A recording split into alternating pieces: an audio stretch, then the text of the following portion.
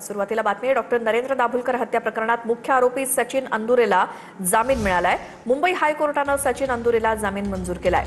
अंदुरेला सुनावण्यात आलेल्या जन्मठेपेच्या शिक्षेला सुद्धा स्थगिती देण्यात आली आहे. डॉक्टर नरेंद्र दाभोलकर यांची ऑगस्ट 2013 मध्ये गोळ्या झाडून हत्या करण्यात आली होती.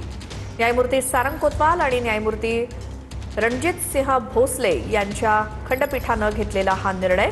या प्रकरणातील सह आरोपी शरद कळसकरला एप्रिलमध्ये जामीन मंजूर झालेला होता.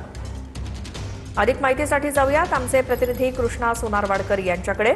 कृष्णा, आणखी एका आरोपीला जामीन मंजूर झालाय, काय त्याची पार्श्वभूमी आणि माहिती?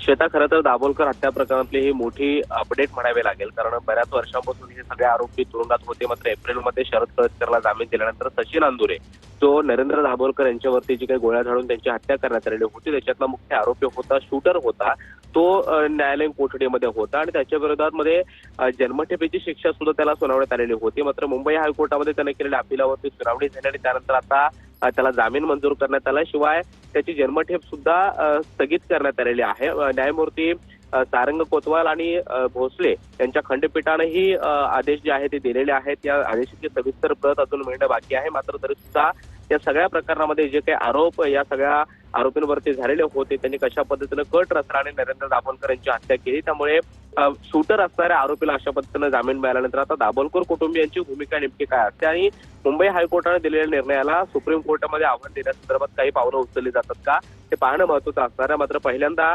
एप्रिलमध्ये शरद कळसकरला जामीन मिळाल्यानंतर सचिन अंदुरे हा न्यायालयीन कोठडीमध्ये होता, त्यानं सुद्धा जामिनासाठी अर्ज केलेला होता आणि आता त्याला मुंबई हायकोर्टानं मोठा दिलासा दिलेला आहे.